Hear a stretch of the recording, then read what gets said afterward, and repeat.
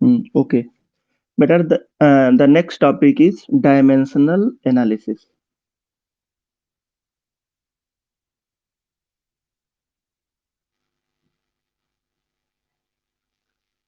अब ये dimensional analysis होता क्या है? बेटा इस एनालिसिस में हम क्या करते हैं, जो क्वांटिटीज गिवन होती है, जैसे अभी आपने पीछे मेजरमेंट किया और मेजरमेंट करने के बाद आपने उसमें कुछ अनसर्टेनिटी देखा। अनसर्टेनिटी के बाद आपने क्या किया, जो है उस नंबर्स को, जो बड़े नंबर्स होते हैं उसका आपने साइंटिफिक नोटेशन लिखा। फिर ज़रूरत पड़ी कि चलो ठीक है, देख लेते हैं नंबर में कितने सिग्निफिकेंट फिगर होते हैं, वो भी आपने देख लिया। अब जो है सारी चीज़ें देखने के बाद फिर क्वेश्चन उठता है कि मान लीजिए कोई नंबर आपका केजी में गिवन हो और वो ग्राम में कन्वर्ट करना हो। केजी में गिवन हो और उसको ग्राम में कन्वर्ट करना हो। तो बेटा केजी को ग्राम में कन्वर्ट करने के लिए आप जो स्टडी करेंगे वो डायमेंशनल एनालिसिस के अकॉर्डिंग आप करेंगे, कि किस तरीके से आप किसी वन यूनिट को दूसरे यूनिट में कन्वर्ट करते हैं। वैसे आपको पता होगा, आप जो है जनरली अपने अकॉर्डिंग सारी चीज़ें कर लेंगे, क्योंकि ये बहुत ही आसान टॉपिक है, इसमें बहुत ज़्यादा प्रॉब्लम नहीं है। जैसे एक सिंपल सा क्वेश्चन आपके सामने हम रख रहे हैं, जैसे मान लीजिए आपके सामने क्वेश्चन हो कि कन्वर्ट 1 वीक इनटू 1 वीक को कन्वर्ट करना है सेकंड में। तो बेटा हमें लगता है आप मैथमेटिक्स के स्टूडेंट हैं, आपको तो और भी आसानी से पता होगा कि वीक को सेकंड में कैसे कन्वर्ट करेंगे।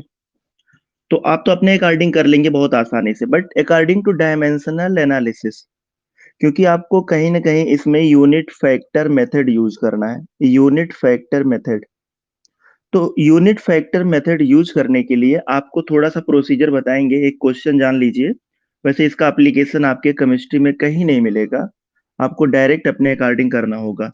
वीक को सेकंड में कन्वर्ट करना तो आप अपने अकॉर्डिंग कर ले जाएंगे, उसमें कुछ बताने की जरूरत नहीं होगी।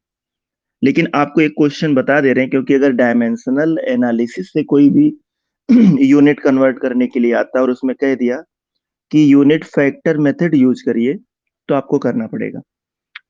चलिए देखते हैं। बेटा आपको पता है कि 1 वीक इज इक्वल टू कितने डेज होते हैं बेटा? 1 वीक इज इक्वल टू हो जाएगा बेटा 7 डेज।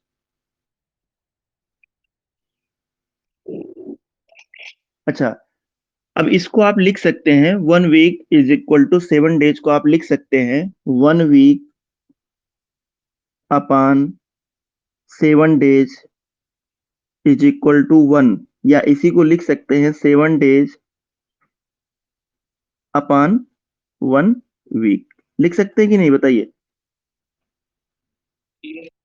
तो बेटा आप यहाँ पे देख रहे हैं कि आपने यूनिट का यूज किया है। ये वैल्यू 1 है ना, तो 1 का मतलब यूनिट ही होता है, 1 यूनिट। तो इसकी भी वैल्यू 1 यूनिट है और इसकी भी वैल्यू 1 यूनिट है। तो आपको यही यूनिट फैक्टर मेथड यूज करना है, इसी को यूनिट फैक्टर कहते हैं। और इसी फैक्टर का यूज करना है इसको कन्वर्ट करने के लिए। तो आपने पहले देख लिया, 1 वीक को डेज में आपने कन्वर्ट कर लिया। अब आपको पता है कि 1 डेज इज इक्वल टू बेटा कितने आवर्स होते हैं? 24 आवर्स होते हैं ना बेटा।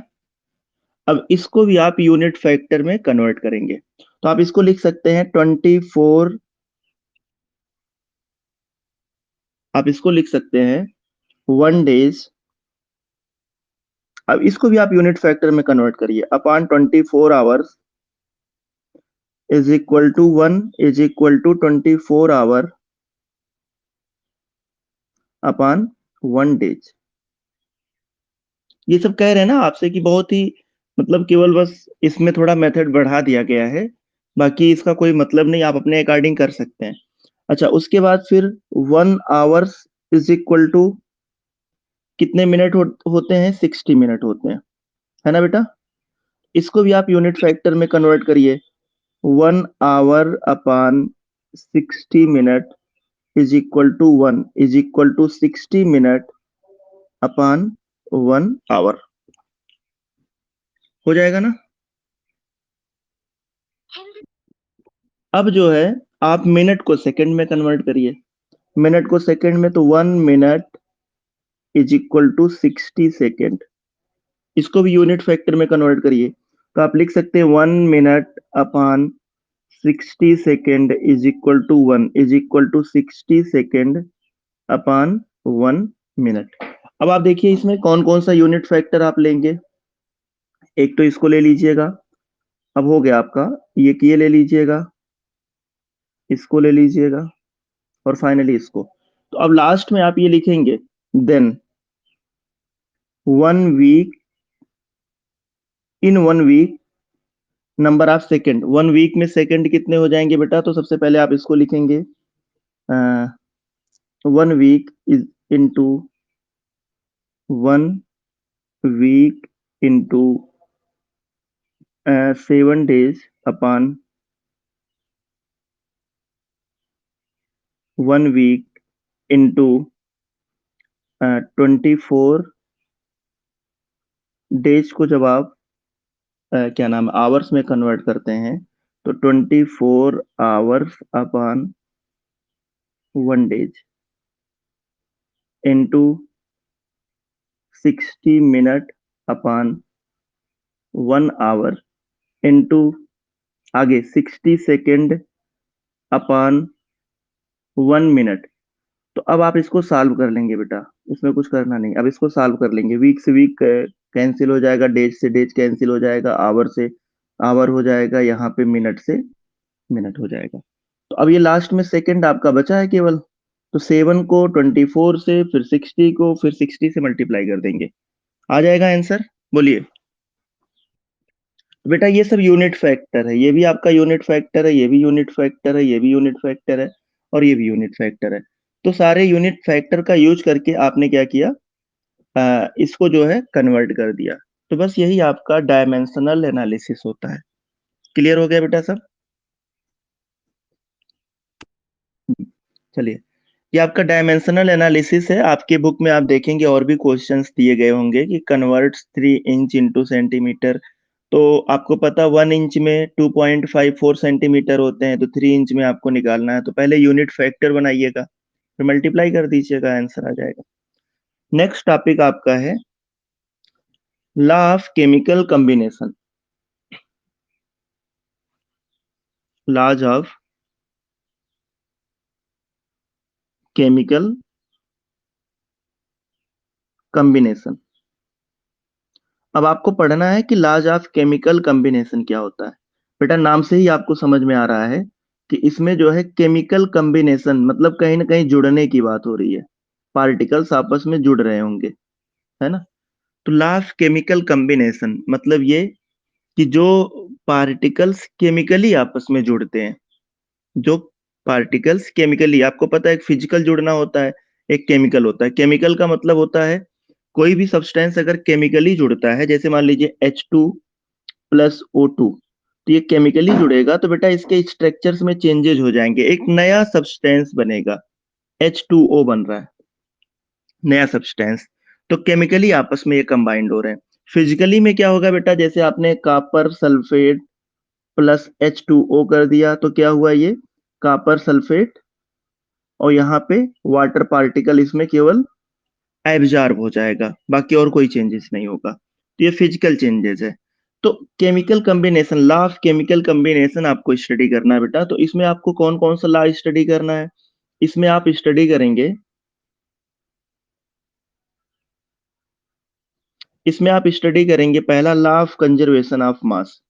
ये आप लोगों ने नाइन्थ में भी पढ़ा होगा, है ना। Law of conservation of mass, first law of chemical combination है बेटा, law of conservation of mass. ये तो पता होगा आपको, बोलिए। हाँ बेटा, law of conservation of mass. तो इस लॉ में क्या है बेटा, सीधी सी बात है कि यहाँ मास का कंजर्वेशन हो रहा है। तो अकॉर्डिंग टू दिस लॉ, अगर आप कोई भी रिएक्शन करा रहे हैं, अकॉर्डिंग टू दिस लॉ अगर आप कोई रिएक्शन करा रहे हैं, तो रिएक्टेंट होते हैं पहले रिएक्टेंट्स A प्लस बी, इससे आपका प्रोडक्ट बनता है। तो according to this law the mass of reactant should be equal to mass of product. मतलब ये कि रिएक्टेंट का मास जो होगा वो प्रोडक्ट के हमेशा क्या रहेगा बेटा, इक्वल रहेगा। भाई जो आपने रिएक्टेंट लिया है, मान लीजिए आपने क्या किया, 1 लीटर 1 लीटर मिल्क ले लिया, 1 लीटर मिल्क ले लिया आपने। मान लीजिए इसका इसका वेट जो है 1000 ग्राम है। तो अगर इस मिल्क को आप कर्ड में कन्वर्ट कर रहे हैं, है ना, मिल्क को आप कर्ड में कन्वर्ट कर रहे हैं, तो क्या कर्ड का वेट जो है बढ़ जाएगा या घट जाएगा? बताइए क्या होगा बेटा, क्या रहेगा बेटा? कांस्टेंट रहेगा, है ना। मतलब ये कि कोई भी चेंजेस नहीं होगा। यही law of conservation of mass है कि कोई भी सब्सटेंस अगर आप ले रहे हैं, उससे कोई भी रिएक्शन करा रहे हैं, तो जितना आप लेंगे अगर वो पूरा का पूरा कंज्यूम हो गया है, तो जो प्रोडक्ट बनेगा वो हमेशा रिएक्टेंट के मास के इक्वल होगा। और दूसरी बात भी इसमें बताया गया है कि according to this law matter neither be created nor destroyed. मतलब ये कि मैटर्स को ना आप क्रिएट कर सकते हैं ना तो डिस्ट्रॉय कर सकते हैं।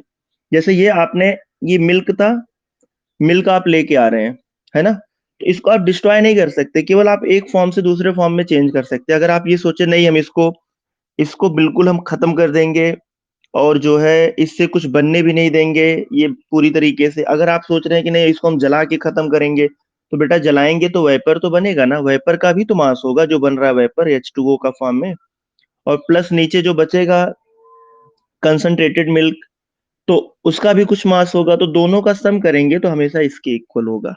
मतलब ये कह सकते हैं कि इसमें बस एक ही मेन पॉइंट है कि mass of reactant is equal to mass of product. ये इसका होता फॉर्मूला, रिएक्टेंट और प्रोडक्ट का मास इक्वल है। जैसे मान लीजिए एग्जांपल ले लिया हमने, कैल्शियम कार्बोनेट, अगर इसको हीट करेंगे तो बनेगा calcium oxide plus carbon dioxide. Question अगर आपसे पूछ लिया कि कैल्शियम कार्बोनेट का वेट 100 ग्राम है और कैल्शियम ऑक्साइड का वेट 40 ग्राम है, तो बताइए CO2 का वेट कितना होगा बेटा?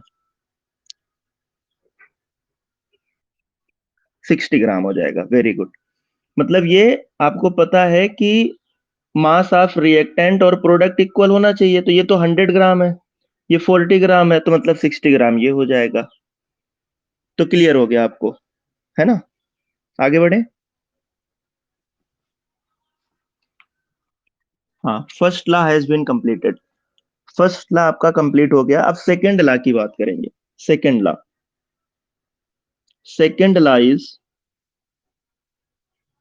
बेटा सेकंड लॉ क्या कहता है? सेकंड लॉ है law of definite proportion. Law of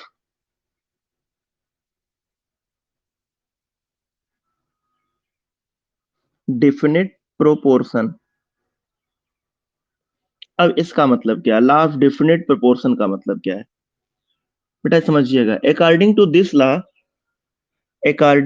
law, इसको बेटा इस लॉ को किसने दिया था? जोसेफ प्राउस्ट ने दिया था। This law is given by Joseph Proust,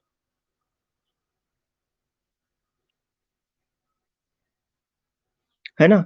और इस लॉ के अकॉर्डिंग कोई भी मॉलिक्यूल जो इन्वायरमेंट में एग्जिस्ट है, कोई भी कंपाउंड जो इन्वायरमेंट में एग्जिस्ट है, उसके एटम्स के मास का रेशियो हमेशा कांस्टेंट होगा, डिफिनिट होगा, है ना।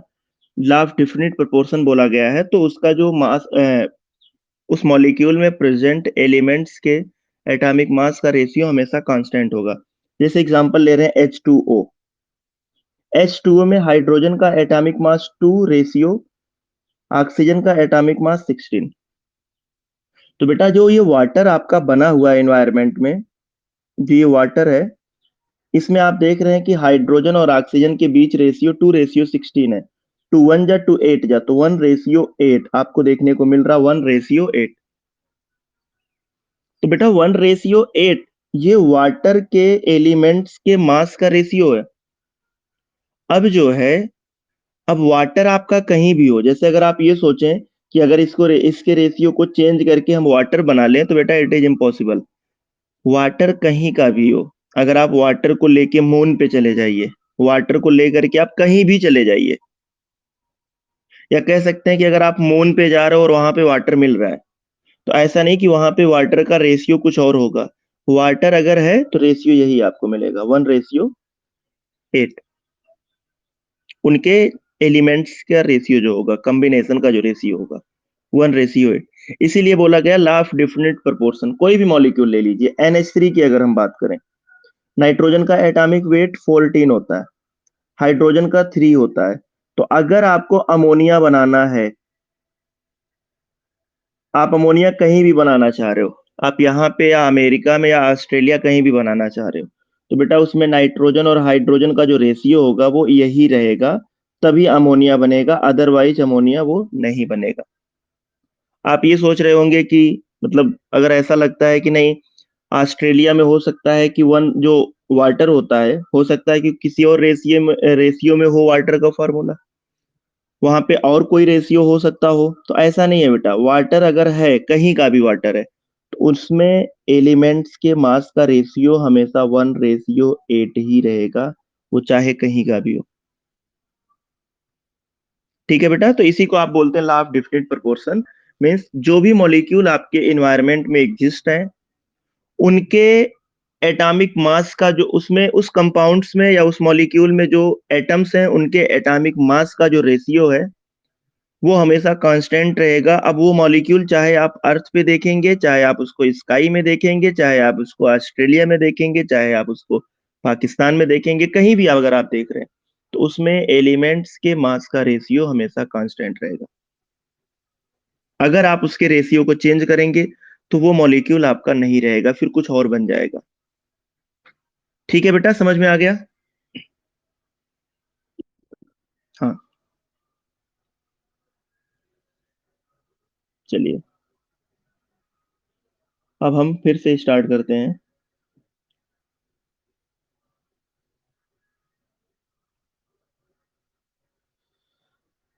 तो ये आपका हो गया लॉ ऑफ डेफिनेट प्रोपोर्शन, जिसको दिया था जोसेफ प्राउस्ट ने दिया था, और इन्होंने यही बताया कि इन्वायरमेंट में जितने भी सब्सटेंस हैं, जो भी सब्सटेंस एग्जिस्ट करते हैं, चाहे मॉलिक्यूल हो या कंपाउंड हो, उनके एटॉमिक मास का रेशियो हमेशा कांस्टेंट रहेगा। नेक्स्ट है law of multiple proportion. Next is law of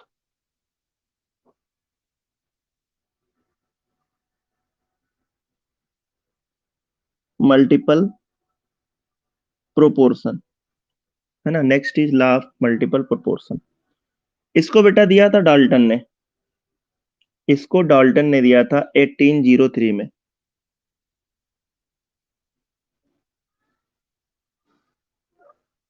ये law of multiple proportion.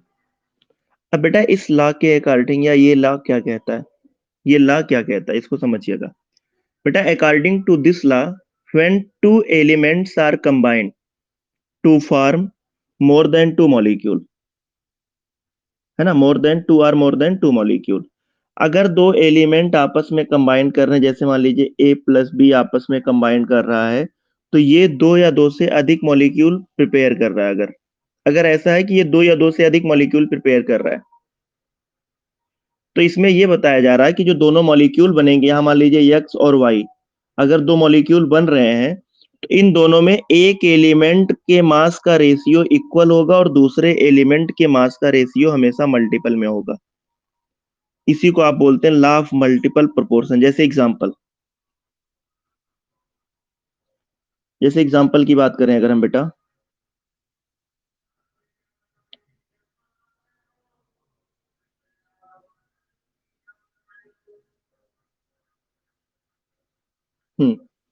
Next point है लॉ ऑफ मल्टीपल प्रोपोर्शन। जैसे एग्जांपल इसमें बात करें अगर हम एग्जांपल की, तो जैसे एग्जांपल हमने ले लिया C+O,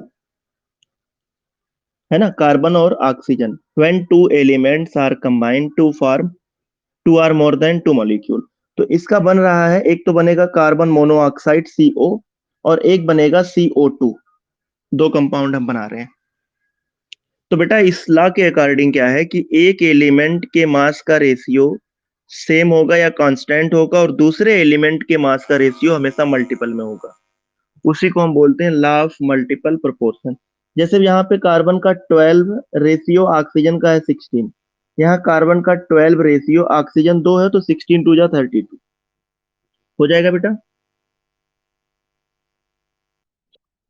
हाँ, तो अब अगर आप देखिए तो इसमें एक एलिमेंट जो आपका कार्बन है, उसका मास जो है दोनों में इक्वल है, 12 भी है, मतलब कांस्टेंट है। इसको थोड़ा और सिंप्लीफाई कर लेते हैं, तो ये हो जाएगा 3:4, और ये हो जाएगा 3:8। तो आप देखिए इसमें एक आपका एलिमेंट का रेशियो जो है दोनों में सेम है, बट दूसरा जो है वो मल्टीपल में है। इसी को हम बोलते हैं लॉ ऑफ मल्टीपल प्रोपोर्शन। कुछ समझ में आया?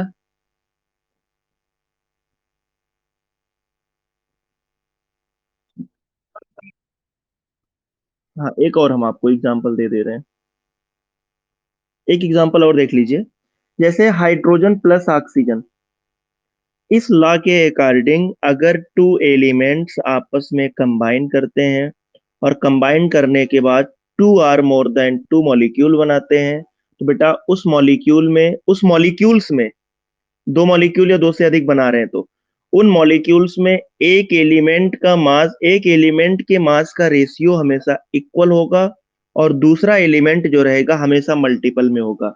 जैसे हमने दूसरा एग्जांपल लिया यहाँ पे HO, अगर आप इन दोनों को मिला रहे हैं तो बेटा एक बनेगा H2O और एक बनेगा H2O2।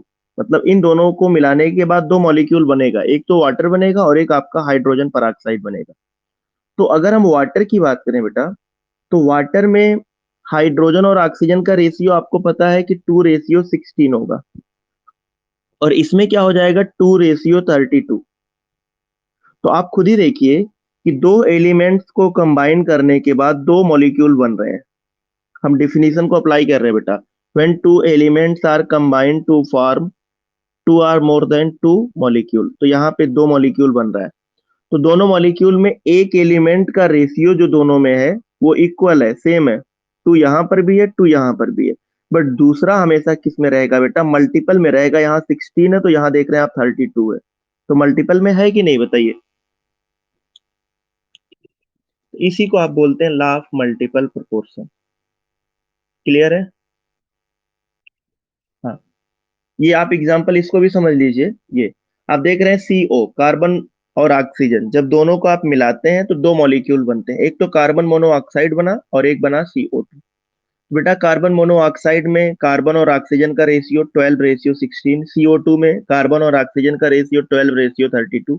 अगर हम इन दोनों को कंपेयर करें तो दोनों मॉलिक्यूल में कार्बन का रेशियो या कार्बन के मास, जो कार्बन का मास वो कांस्टेंट है, बट ऑक्सीजन का मास किस में हो रहा है बेटा? मल्टीपल में जा रहा है। इसीलिए आप इसको बोलते हैं लॉ ऑफ मल्टीपल प्रोपोर्शन। जैसा नाम है उसी के अकॉर्डिंग इसका काम हो रहा है। इससे पहले था लॉ ऑफ डिफिनिट प्रोपोर्शन। तो डिफिनिट प्रोपोर्शन का मतलब ये कि एनवायरनमेंट में जितने भी मॉलिक्यूल एग्जिस्ट कर रहे हैं, उनके एलिमेंट्स के मास का रेशियो हमेशा डिफिनिट होगा। हमेशा डिफिनिट रहेगा, कोई चेंजेस नहीं रहेगा, डिफिनिट होगा। ठीक है ना? उस मॉलिक्यूल का अगर वही मॉलिक्यूल है तो वो मॉलिक्यूल के मास का रेशियो हमेशा डिफिनिट ही रहेगा, उसमें कोई चेंजेस नहीं रहेगा। आगे बढ़े बेटा, समझ में आ गया सब? हाँ, तो चलिए लास्ट लॉ की बात करें। अच्छा, एक बात बताइए, आप नोट्स कैसे बना रहे हैं? नोट्स बना भी रहे कि नहीं? बना रहे हैं कि नहीं बना रहे? बना रहे हैं। जो आपको पढ़ाया जा रहा है वो लिख रहे हैं कि नहीं लिख रहे हैं आप? अच्छा, नोट्स आप प्रिपेयर कर रहे हैं। अगर नोट्स ना प्रिपेयर कर पा रहे हो तो बताइए, हमारे पास लास्ट ईयर जो बच्चों को हमने नोट्स बनवाया था उसी को कहिए तो फोटो कर खींच के भेज दिया करें। जो आपको लगे आप उसमें से लिख लिया करिए, अगर जरूरत पड़े तो। या खुद से बना। ठीक ठीक ठीक। नेक्स्ट लॉ है बेटा Gay Lussac's law of gaseous volume.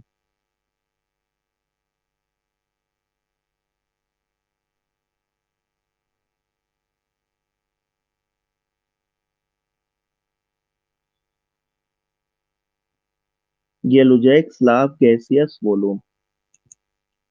चलिए, अब बेटा ये लॉ दिए थे, गेलुजैक्स दिए थे, गिवन बाई गेलुजैक।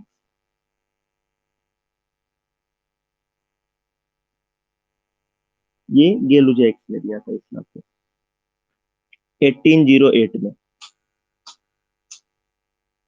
है ना। 1808 में ये लॉ जो है गेलुजैक्स ने दिया था। अब इस लॉ के अकॉर्डिंग बेटा क्या है, इस लॉ के अकॉर्डिंग बेटा क्या है, इन्होंने क्या बताया था,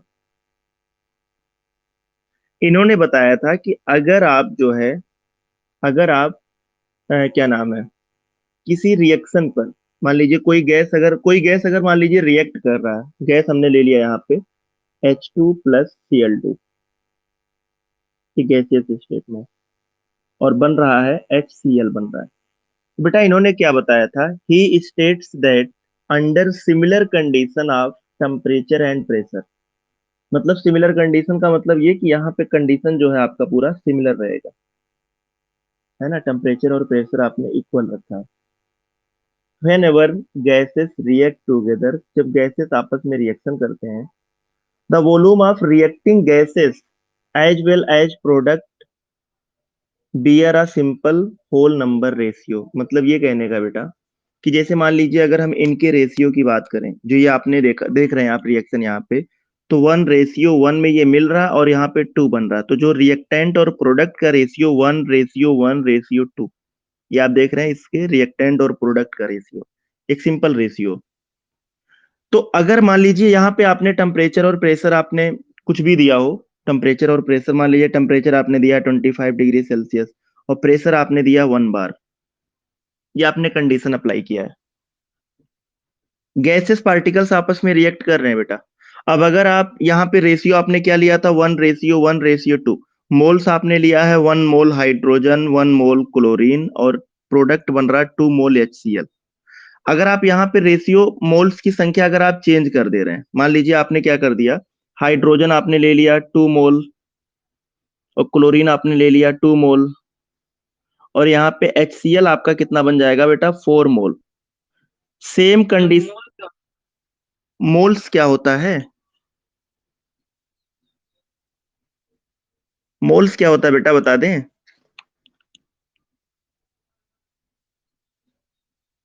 आवाज नहीं आ रही आपकी, बोलिए, मोल्स को बता दें।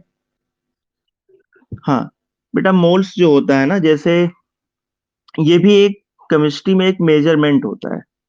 जैसे आप कोई भी सामान खरीदने जाते हैं शॉप पे, तो आप खरीदते हैं केजी, 1 केजी पोटैटो लेते हैं, या फिर 1 केजी बनाना तो 1 केजी नहीं, डजन में लेते हैं, 1 डजन लेते हैं।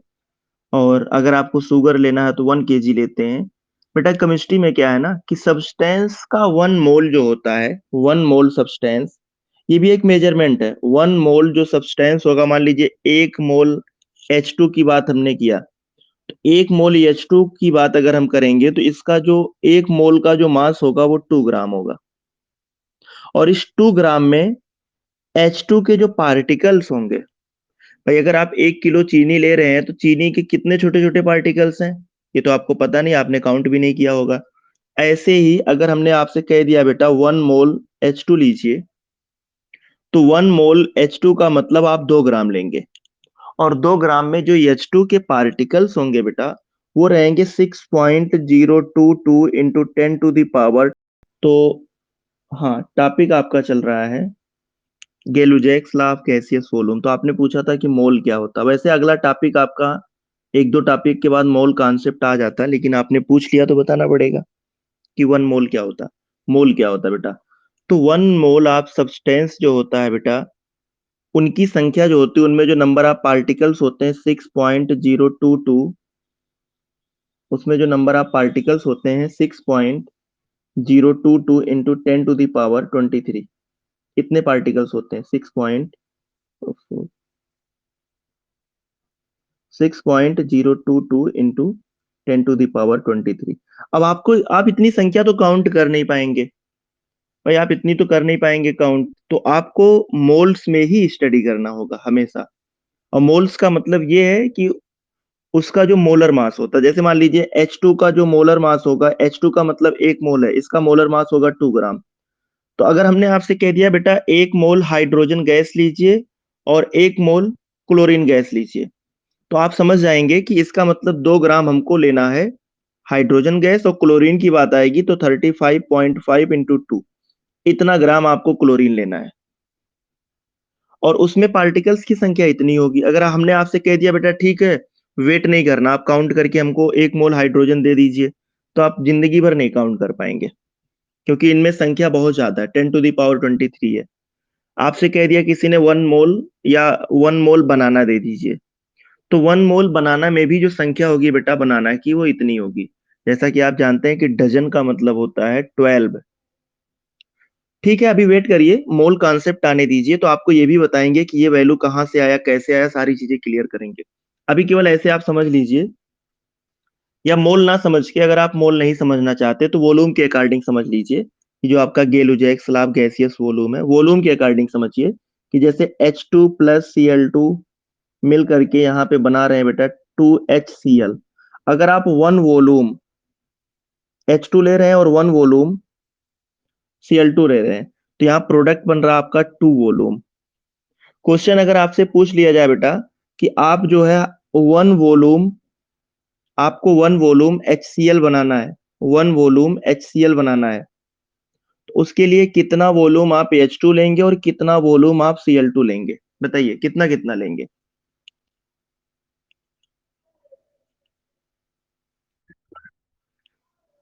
1 1 देखो बेटा, जब आपने 1 वॉल्यूम लिया था H2 का और 1 वॉल्यूम आपने Cl2 लिया था, हाँ Cl2 लिया था, तो 2 आपका बन रहा था HCl। जब आपने 1 1 लिया था तो 2 HCl बन रहा था। अभी आपको बनाना है 2 वॉल्यूम केवल बनाना है, तो कितना कितना लेंगे आप, हाफ हाफ लेंगे ना,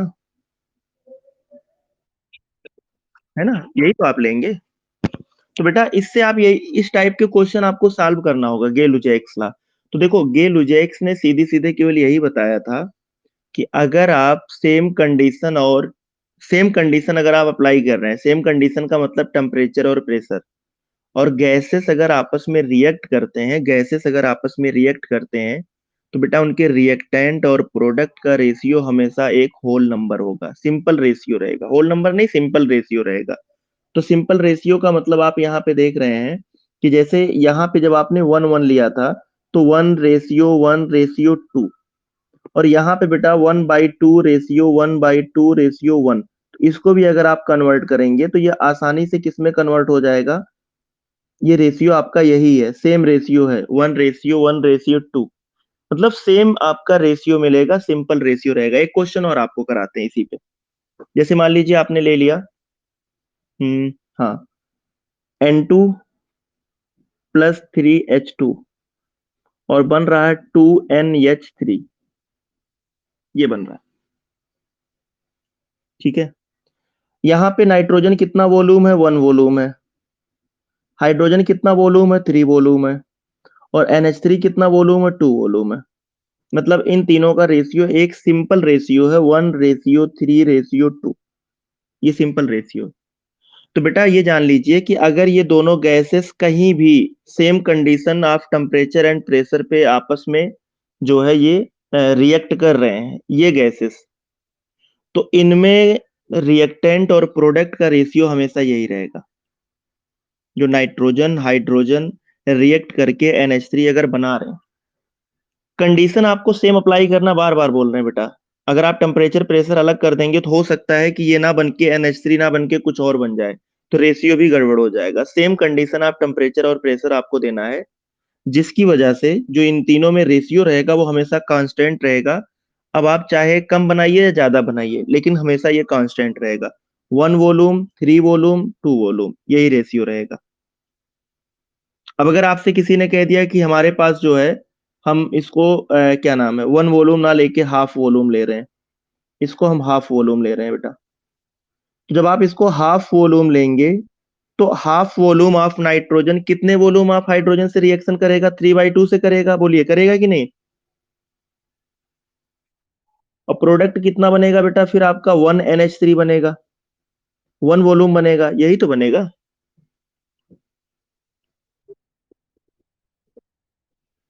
वॉल्यूम का मतलब ये है जैसे यहाँ पे क्वांटिटी से लिया गया या मोल्स से लिया गया, इसीलिए हमने मोल्स की जब बात की तो हमने कहा पढ़ा दे तभी हम बात करते हैं। बेटा मोल्स मान के चलिए कि 1 मोल नाइट्रोजन 3 मोल हाइड्रोजन जब आपस में रिएक्शन करेंगे तो 2 मोल्स NH3 बनेगा। ये यूनिवर्सल ट्रुथ रिएक्शन है अगर सेम टेम्परेचर और प्रेशर अप्लाई कर रहे हैं, इसमें कोई चेंजेस नहीं होगा। अगर आप क्वांटिटी कम ज्यादा कर रहे हैं, अगर आप ये सोच रहे हैं कि नहीं हम नाइट्रोजन का हाफ वॉल्यूम ले लें और हम नाइट्रोजन हाफ वॉल्यूम ले लें और हाइड्रोजन 3 वॉल्यूम ले लें, तो अगर आप हाफ और 3 भी ले रहे हैं तब भी प्रोडक्ट आपका 1 ही बनेगा। इसमें कुछ आपका बच जाएगा, पूरा आपका कंज्यूम नहीं होगा। तो यही आपका मेन कॉन्सेप्ट है। समझ में आया कि फिर से बताना पड़ेगा या फिर से बता दें? आ गया समझ में? हाँ, तो मोल्स के अकॉर्डिंग जब आपको आगे पढ़ाएंगे ना तो और अच्छे से क्लियर हो जाएगा। चलिए, आपका टाइम भी हो गया है क्योंकि हमें नेक्स्ट क्लास भी लेना है 8:50 पे। तो ठीक है, बाकी नेक्स्ट क्लास आपका एक और ला आपका है अवोगाड्रो ला, उसको कल पढ़ाएंगे। फिर डाल्टन्स एटॉमिक थियरी, फिर एटॉमिक मास, फिर मोल कॉन्सेप्ट। मोल कॉन्सेप्ट उसके बाद आ जाएगा। ठीक है बेटा।